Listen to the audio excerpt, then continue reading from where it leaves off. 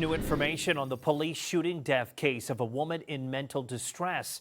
Former Bexar County District Attorney Nico LaHood is representing one of the three San Antonio police officers charged with 46-year-old Melissa Perez's death on the southwest side on Friday.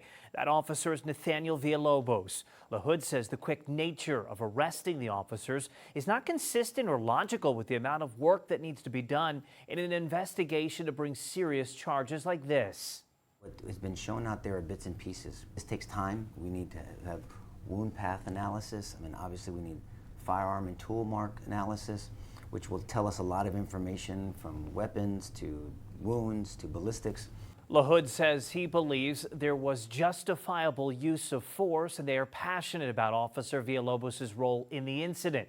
LaHood says the district attorney's office will take time to review and make the final assessment on how the case will move forward. And we're learning more about one of the three officers who's been charged with murder of that woman last week. Fox San Antonio's Yami Virgen has more on what she has uncovered about Sergeant Alfred Flores' disciplinary record. Fox San Antonio has uncovered at least one previous incident involving Sergeant Alfred Flores. That incident happened back in June of 2017. According to the Fire and Police Commission's agenda, Sergeant Flores, who back then was a patrol officer, received an indefinite suspension, which was then reduced to only 10 days. SAPD sources tell us the only two ways this could be reduced is through either an arbitration hearing or through a meeting with the chief of police, where the officer and the chief would agree in the reduction of time for a suspension.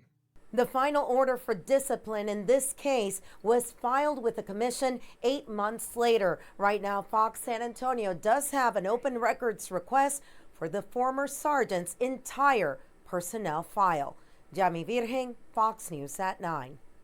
There have been renewed calls for more mental health funding from experts as well as families in similar situations since Perez's shooting death. Yeah, that includes the family of Damian Daniels. Tonight, they speak with Fox San Antonio's Amanda Henderson about what they believe needs to be done to help people in crisis.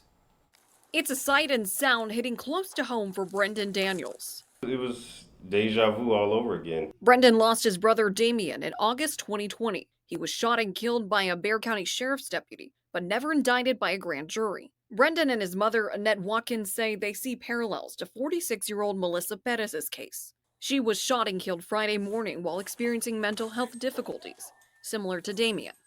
There has to be some kind of accountability. They can't take back what they've done, but the least they can do is hold their officers accountable for wrongdoing. In 2022, San Antonio started its SA Corps program. It's made up of a mental health clinician, an SAFD paramedic, and an SAPD officer. Right now, the city has one team and looks to expand. This woman lived in the southern part of the city, so the team was not available for her. So with San Antonio having their budget discussions right now, how critical is it to include mental health resources in that discussion? I think this incident clearly shows that we need more resources. Doug Beach says those resources should also include more mental health officers and training. 20% of the shootings, of the deaths in the country by police, 20% of those are for people with a mental illness. What needs to be done to get the number of people who are shot and killed in mental health episodes down to zero? I think they need more multidisciplinary teams responding. Brendan agrees and says officers should have regular mental health training on how to handle these situations. When it comes to mental health, it's a different set of skills you have to bring to the table.